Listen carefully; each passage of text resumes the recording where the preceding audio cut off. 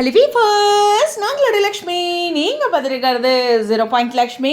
உண்மையுமே நான் எபிசோட் பார்த்துட்டு மறுபடியும் ஒருக்கா ஸ்லோ மோஷனில் ஒரு கஷ்டமான விஷயந்தான். பட் ஒரு ரிவ்யூவராக பார்க்கும்போது விஜயும் காவேரியும் இந்த சீரியலில் ஒரு சுவாமி லக்ஷ்மி பிரியாவாக சொல்கிறேங்க, அடி பயங்கரமாக வாங்கியிருக்காங்க லாஸ்ட்டு எபிசோடில். உண்மையுமே சொல்கிறேன், குமரன் அடித்ததெல்லாம் பலர்னு அடிச்சிருக்காரு. அது பார்க்கும்போதே தெரியும், அது ரியலிஸ்டிக்காக இருக்கணுங்கிறனால அந்த அடியை வாங்கியிருக்காங்க. நிஜமாக அவங்களுக்கு அடி அவ்வளோ விழுந்துருக்குது.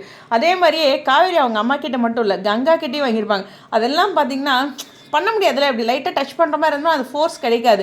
அதனால் அந்த இது வந்து ரியலிஸ்டிக்காகவே அடி ரெண்டு பேருமே வாங்கியிருக்காங்க. உண்மையுமே சீரியலுக்காக அப்படிங்கிற சில தியாகங்கள் இருக்குல்ல, அது ரொம்ப கஷ்டமான விஷயந்தான்.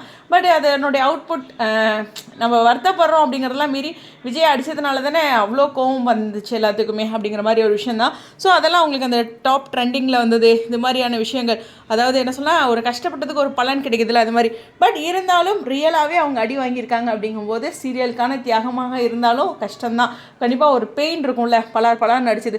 ஒரு சில அடி வந்து கொஞ்ச நேரத்துலேயே போயிடும். ஒரு சில டைம் பார்த்திங்கன்னா அது கண்ணி போன மாதிரி கூட இருக்கும். அந்தளவுக்கு ஃபோர்ஸாக தான் குமரன்லாம் அடிச்சது பார்க்கும்போது தெரியுது.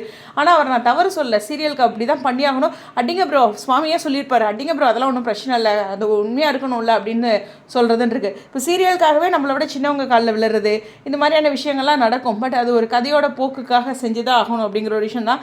அது மாதிரி இந்த அடி, அதுவும் காவேரினா எவ்வளோ வாங்கினாங்கன்னே கவுண்டே பண்ண முடியாது. அம்மாவும் ஒரு பக்கம் சாத்துன்னு சாத்துறாங்க, கங்காவும் ஒரு பக்கம் தெரிஞ்சுக்கிட்டு கோவப்படுறாங்க.